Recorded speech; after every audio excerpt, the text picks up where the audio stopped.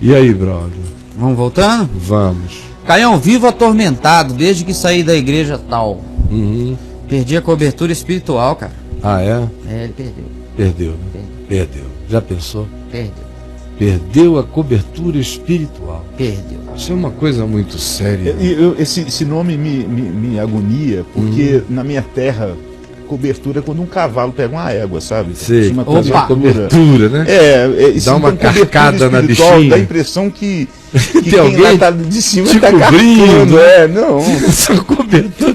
Você não se sente Esse bem nome com é isso, não é, horrível, Fonseca? não, esse Ai, nome sai não daqui, dá, rapaz. é. Sai do meu Você já cangote. imaginou tomar Tira o uma nome, não cobertura pode ser dessa? esse Vai nome, fungar em outro lugar. Cobertura espiritual. Não, eu não gosto desse negócio de cobertura. Não, espiritual então. Mas ele conta, ele termina. E o aqui, ó. pior não é isso, é que todo mundo fica de bruços nessa cobertura. De frente eles dizem, não pode. Tem que ficar de bruços. Posição muçulmana. O cara só leva num lugar nessa posição. Invariavelmente. Isso. Fica de bruços, você sabe por onde é que chega mais fácil. E dá-lhe Baal nas costas. Ah, muito Baal, e o cara geme, não sabe por quê, que não lhe vem socorro. Só houve a cafungada na Só orelha. cafungada, e vai, naquele desespero, mas continue, por favor. Perdi a cobertura espiritual, né? Ah, Deixei de dar o dízimo e vivo aterrorizado. bicho, não pagou o tempo, não pagou o cafetão. É. Deixou de dar o dízimo, o cafetão tá cobrando. Ao medo dele, Caio. Ah, Ou vão me roubar o carro, ou sei lá o que mais. O bicho, pastor dizia se sempre não pagou o dízimo, fica sem cobertura de seguro pro que carro. perdeu o carro. Ué, mas eu acho que o seguro do carro é mais barato que o dízimo. O seguro do carro, vai lá seguro. na Stater Seguros, aqui que é parceira Você da paga, não, e o seguro VBTV, você que divide em 3 vezes, o dízimo é 12 é por muito ano. insignificante o seguro. Agora, o desse dízimo aí é o seguro mais caro que tem, porque tem dízimos, ofertas alçadas, campanhas, o cara não sabe mais o que deixa lá para pagar essa cobertura de saúde.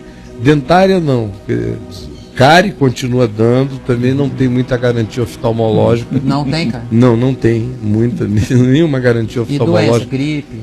Ela funciona mais para doenças cuja cura está mais sujeita à sugestão do que cárie.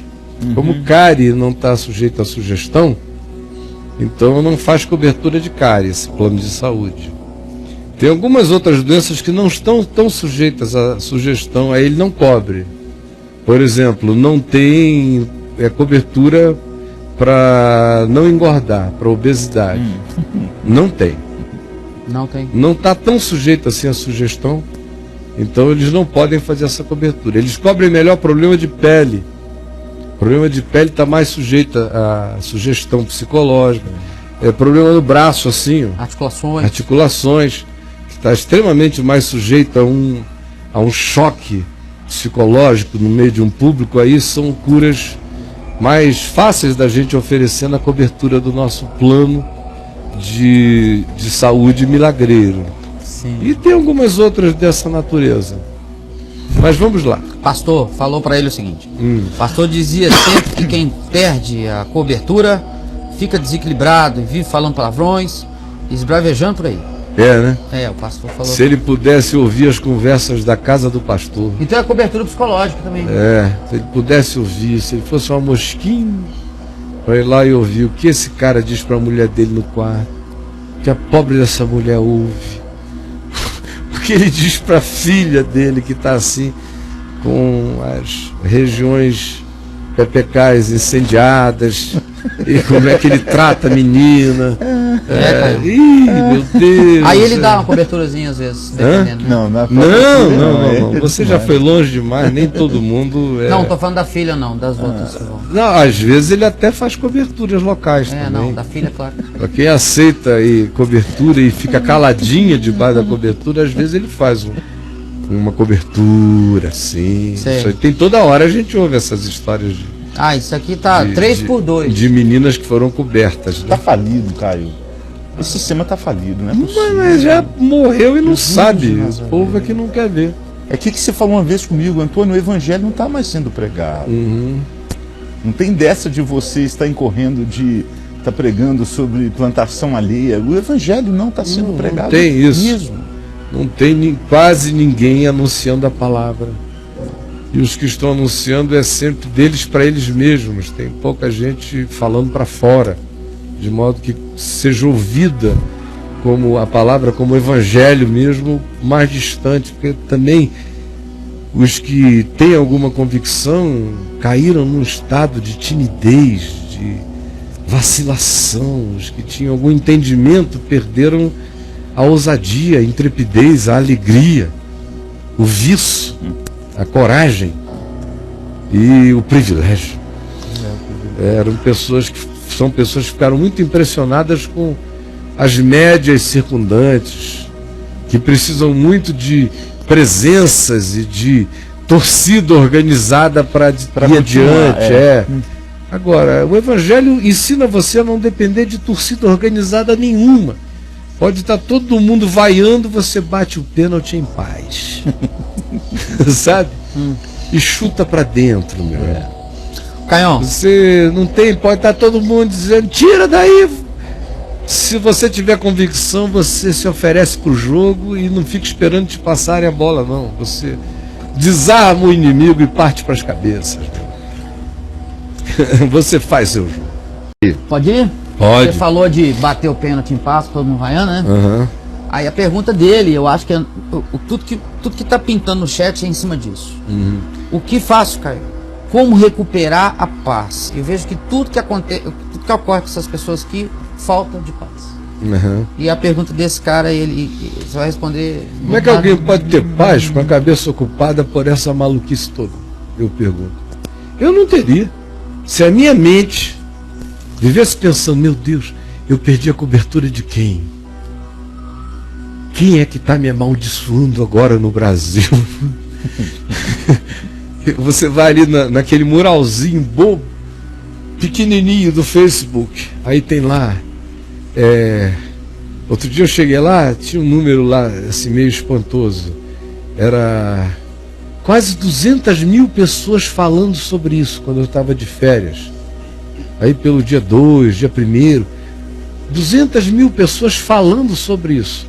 1.800.000 leram, receberam essa mensagem.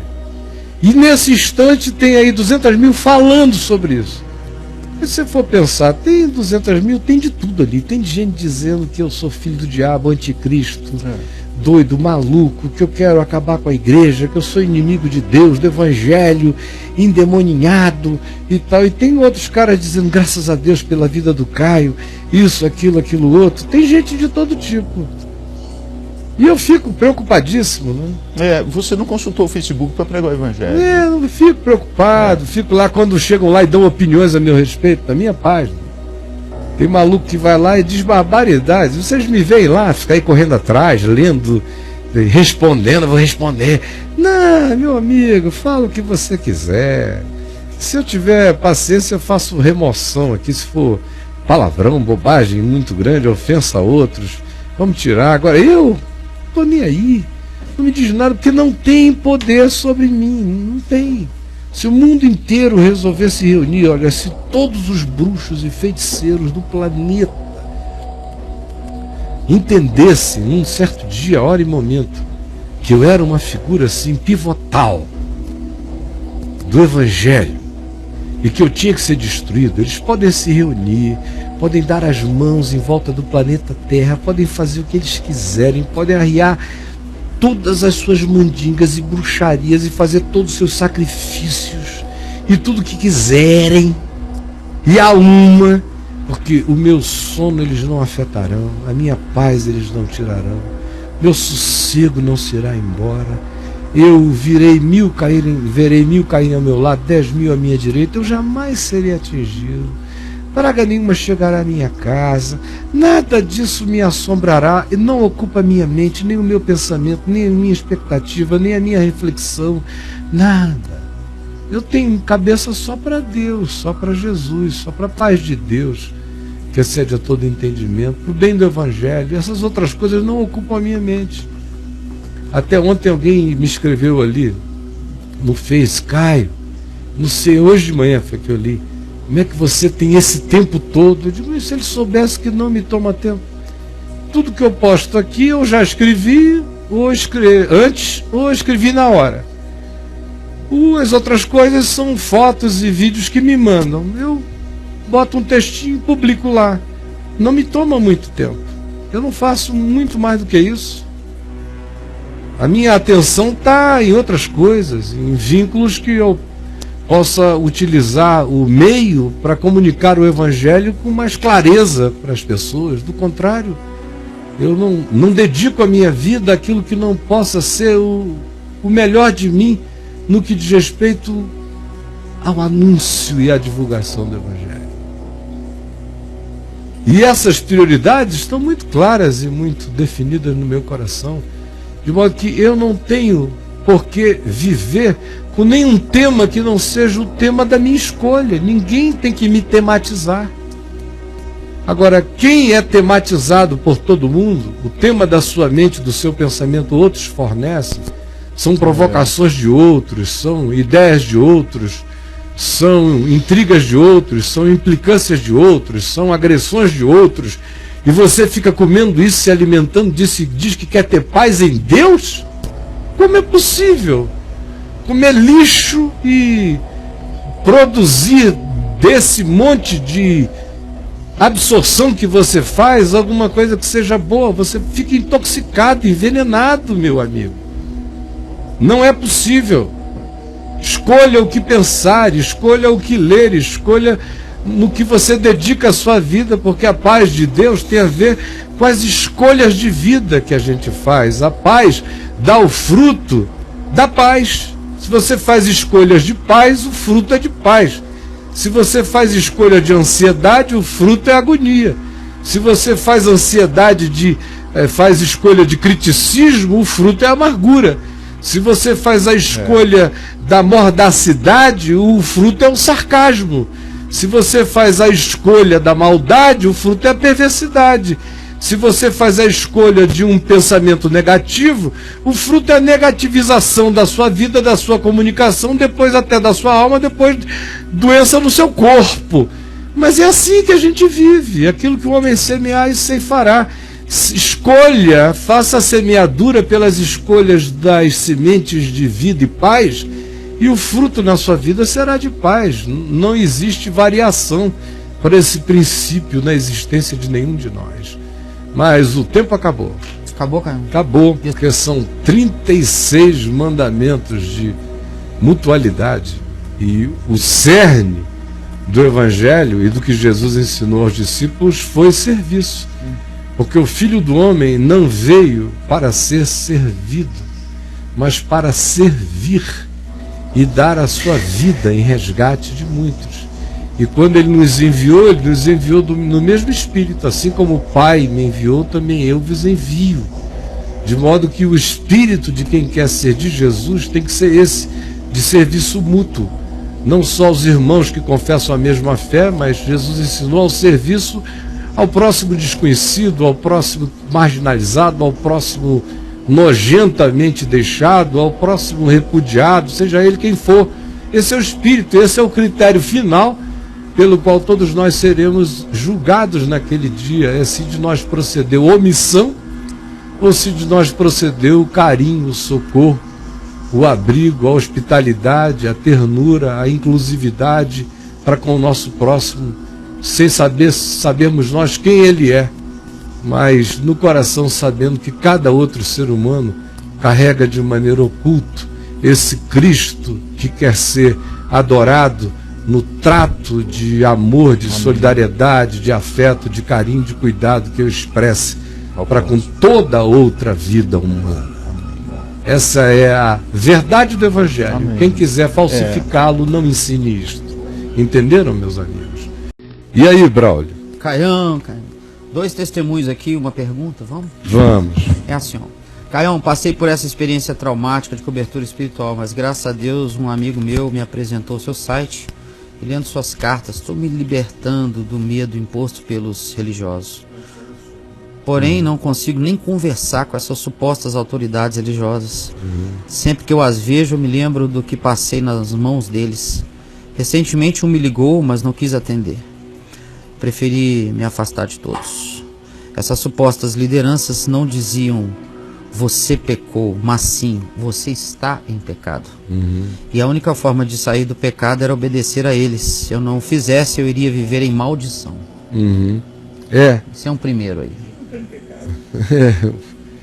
Em alguma forma, todos pecaram, todos os dias carecem da glória de Deus. Às vezes a gente não está cometendo pecados que a nossa consciência deles nos acuse, porque eles não têm características de natureza já caricatamente pré-definida. Então a gente acha que está acima da carne seca, sem olhar o próprio espírito que cria esse tipo de interpretação, como já é pecaminoso. Sim.